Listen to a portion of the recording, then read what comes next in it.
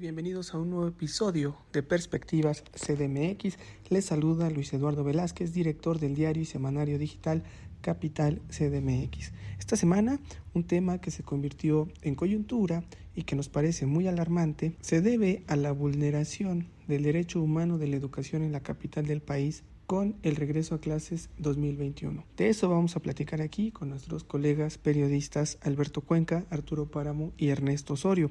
Es un tema por demás complejo porque la educación en la Ciudad de México sigue siendo centralizada, depende de la federación, pero al ser hoy un mismo gobierno, el de la Ciudad de México y el gobierno federal, se entiende que es parte de una misma administración y de esta llamada cuarta transformación, la responsabilidad de garantizar el derecho a la educación de los niñas y niños.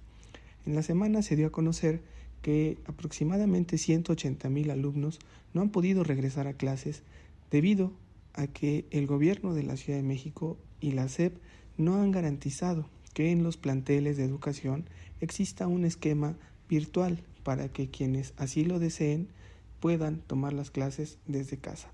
Hay niños que por temor, por cuestiones de salud, por comorbilidades, no han podido regresar a las clases de manera presencial y en las escuelas públicas no les dan ninguna alternativa ni ninguna opción.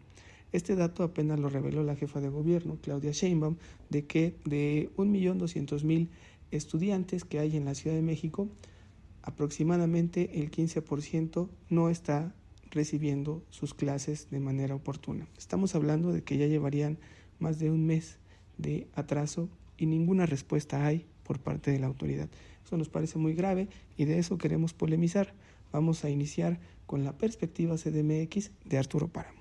Hola, ¿qué tal? ¿Cómo están? Pues el tema de la educación es tal vez uno de los más importantes que hay en México a la luz de la pandemia de COVID-19 y de cómo se ha manejado este tema por parte de las autoridades federales y locales. Es un tema de lo más relevante que puede existir.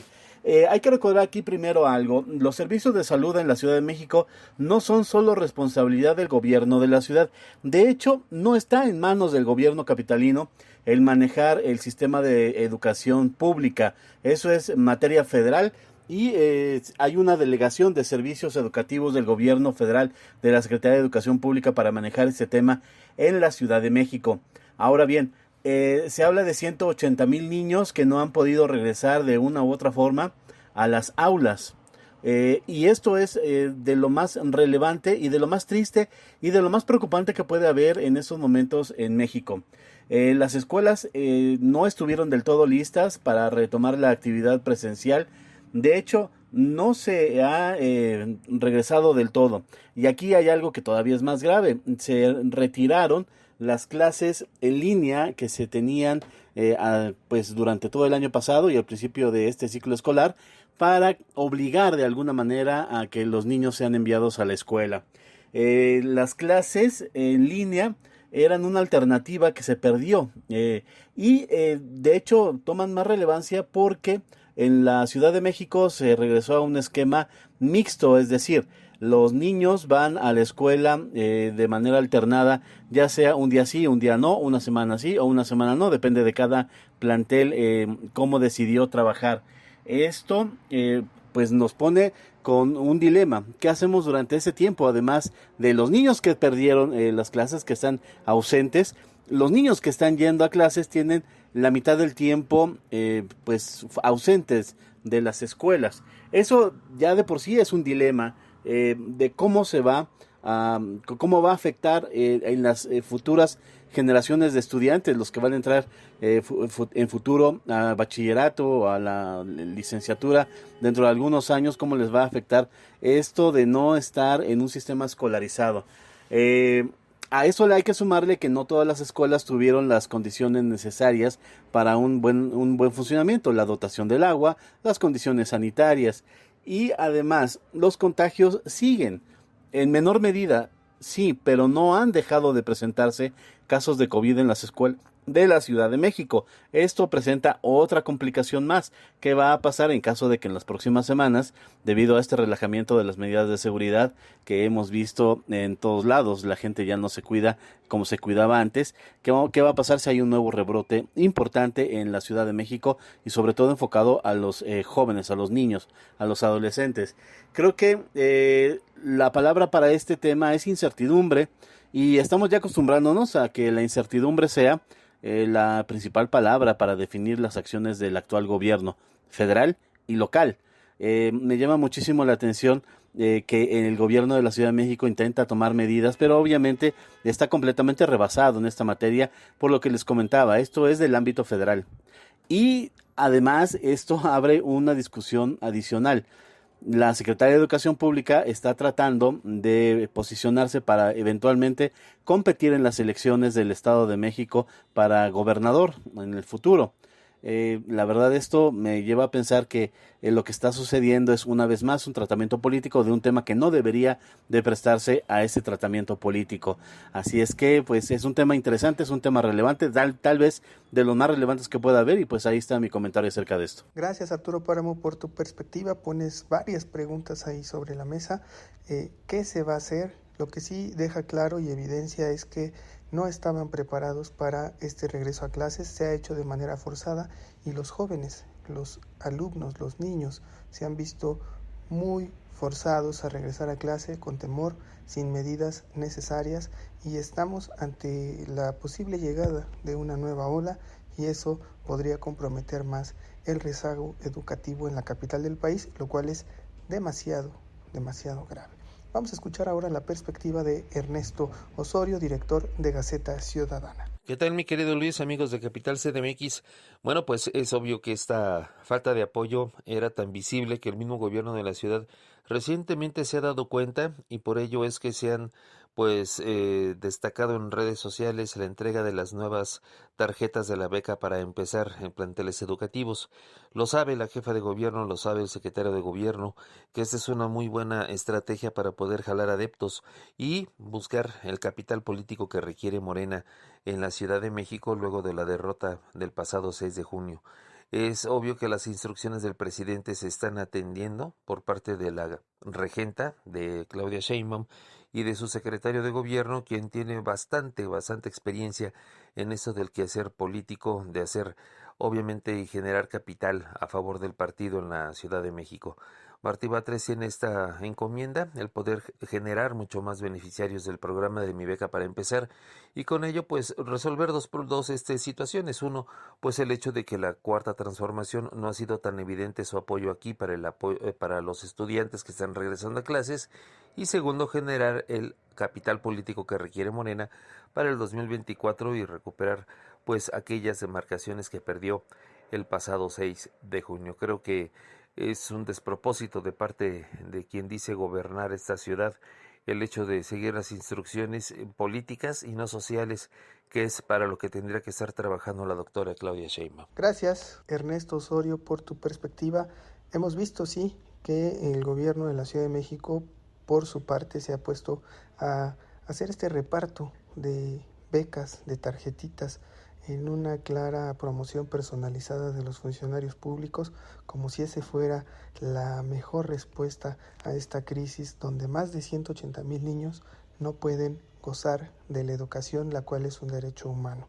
Veremos si alguna organización de la sociedad civil se pronuncia al respecto y presenta alguna queja ante los órganos en materia de derechos humanos para que haya por lo menos alguna consecuencia, y si no, por lo menos que garanticen la no repetición de estos hechos tan lamentables, porque el tiempo se va y no hay quien les pueda regresar a los niños esta oportunidad de educación en la capital del país, que es pues la zona más avanzada de México. Vámonos ahora a la perspectiva CDMX de Alberto Cuenca, reportero de Capital CDMX. ¿Qué tal, Luis? Hola, amigas, amigos de Capital CDMX, con el gusto siempre de saludarles, pues para analizar los temas que son y han sido parte de la agenda de la semana en la Ciudad de México. En este caso, pues el tema de el regreso a clases, el número de niños y jóvenes que han regresado a clases ciertamente pues genera atención, porque de acuerdo con las cifras de la jefa de gobierno, efectivamente 180,000 menores de edad, entre niñas, niños y adolescentes, no han regresado a las aulas. Ahí considero que es un tema más familiar, el que estos menores de edad no hayan regresado a clases presenciales tiene pues que ver, yo considero, con un asunto de temor de parte de los padres de familia para que sus hijos e hijas regresen a las aulas.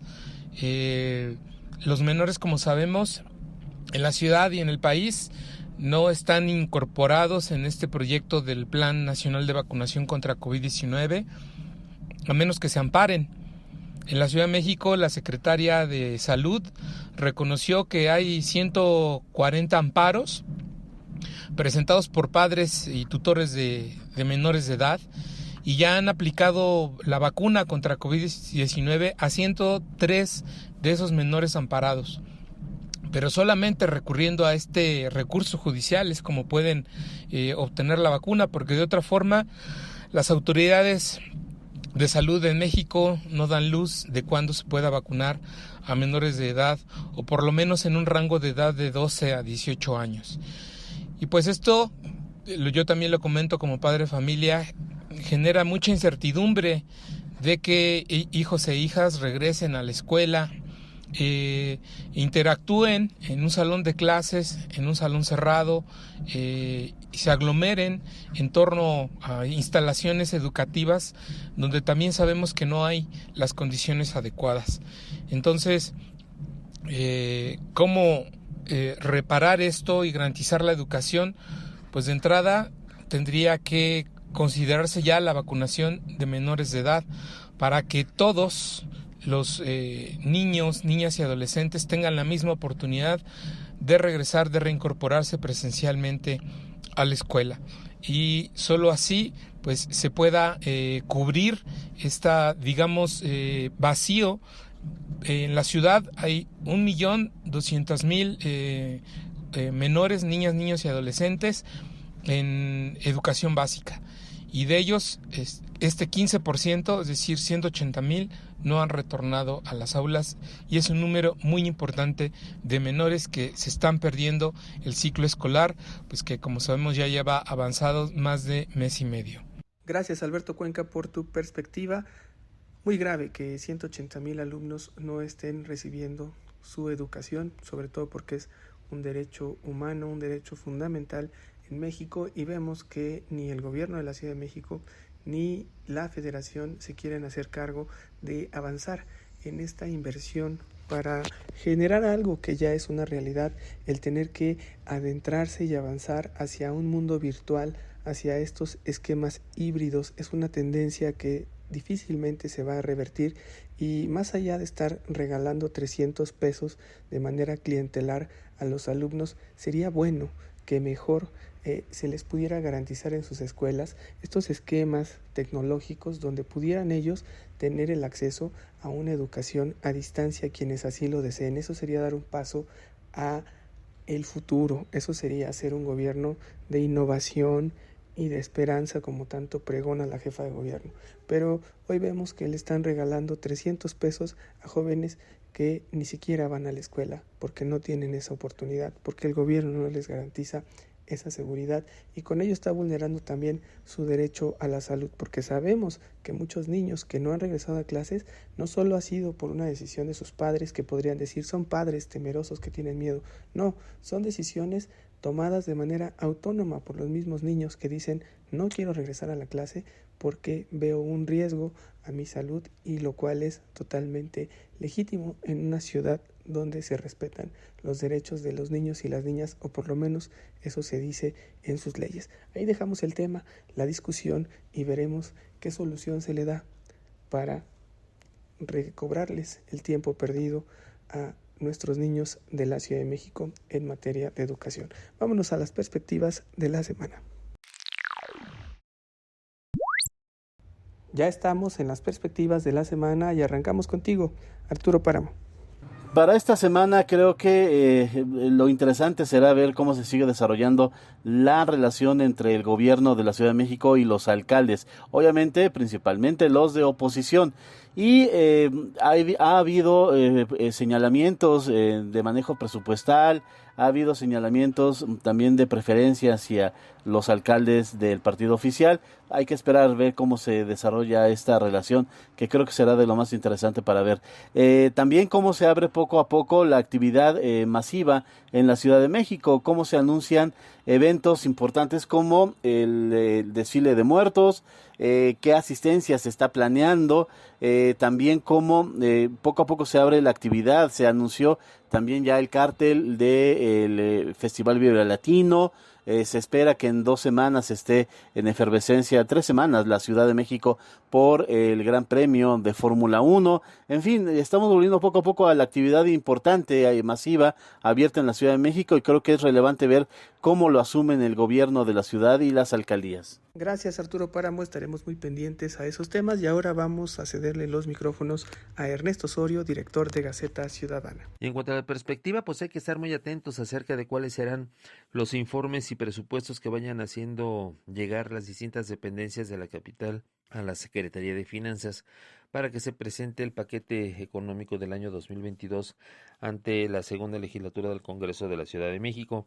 Son semanas en las que tendrán que hacer cada una de esas dependencias sus cálculos, y también las mismas alcaldías, ahora con una nueva faceta por parte de 8 demarcaciones que son de la oposición.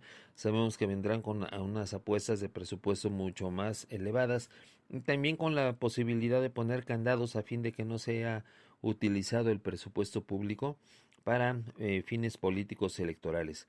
Vemos que en muchas de las decisiones que se están tomando recientemente hay mucho de intencionalidad política o electoral, y eso hay que cuidarse. Yo creo que los alcaldes de oposición hacen un buen trabajo en el hecho de unirse para poder tener metas comunes, objetivos comunes y caminar de la mano. Ojalá este esfuerzo hubiera sido de parte del gobierno de la ciudad y no de 8 alcaldes de oposición que ven totalmente que no hay una intencionalidad política de parte de la jefa de gobierno para avanzar en favor y beneficio de todos los que habitamos la capital del país.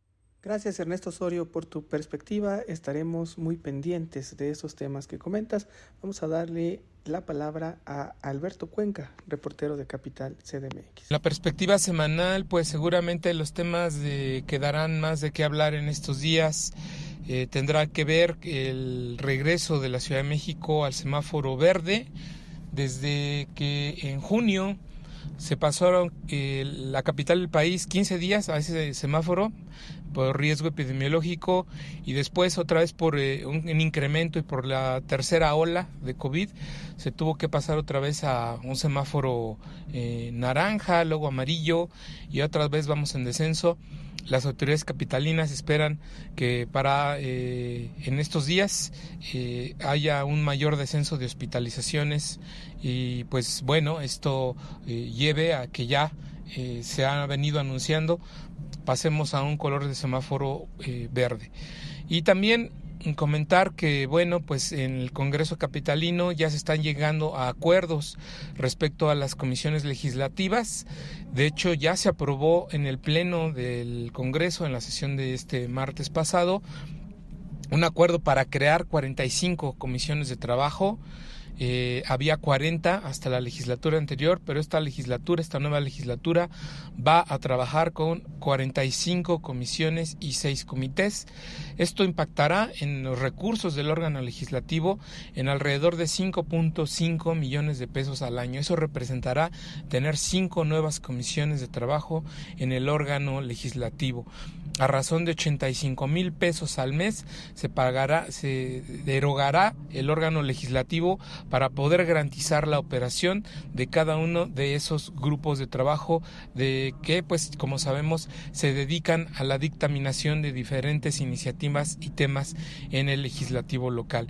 Y bueno, pues Todavía falta que los grupos parlamentarios, las distintas bancadas, se repartan ese pastel, esas 45 tajadas de comisiones, que también significan recursos, porque cada comisión, como ya comentábamos, obtiene 85,000 pesos de presupuesto para además el pago de nómina de un secretario técnico y pues también de asesores de cada una de las comisiones. Entonces ahí sabemos que todavía hay muchos jaloneos entre las distintas bancadas, las diferentes fracciones parlamentarias se están peleando las comisiones más importantes, las llamadas AAA. También sabemos que hay un conflicto interno en Morena porque los diputados de Morena les gana la codicia y también quieren ellos llevarse cada uno para su cuenta las comisiones más importantes. Entonces ya se decidió cuáles son las comisiones a trabajar, ya se repartieron las 40, ya se sabe cuáles son las 45 rebanadas del pastel, ahora solo falta repartirlas y ahí va a ser el problema. Gracias, Alberto Cuenca, por tu perspectiva. Sin duda será un tema muy complejo el que se viene en el Congreso de la Ciudad de México, donde van a demostrar una vez más su voracidad, su interés solo de poseer recursos y no de resolver los problemas de la capital del país. Ello comandado por el partido Morena. Crean comisiones que se duplican, que no tienen sentido y que sí van a costarle millones de pesos a la capital del país. Veremos ahora quiénes son esos beneficiados y de qué manera aportan o traicionan a la ciudadanía y a quienes votaron por ellos. Estaremos muy pendientes, será tema incluso de alguna discusión más adelante y lo estaremos analizando a detalle. Gracias por habernos escuchado en este episodio de Perspectivas CDMX. Para entregar otro episodio con la coyuntura y el análisis de la Ciudad de México. Gracias por habernos escuchado y los invitamos a que nos sigan en nuestras redes sociales. A Capital CDMX lo pueden encontrar en Twitter como @capitalmx_.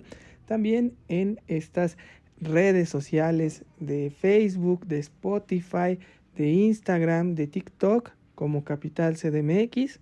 En YouTube pueden encontrarnos como CDMX TV y nos pueden leer todos los días en capital-cdmx.org y recibir cada semana nuestro semanario digital. Gracias por habernos escuchado. Abrazos no periodicazos.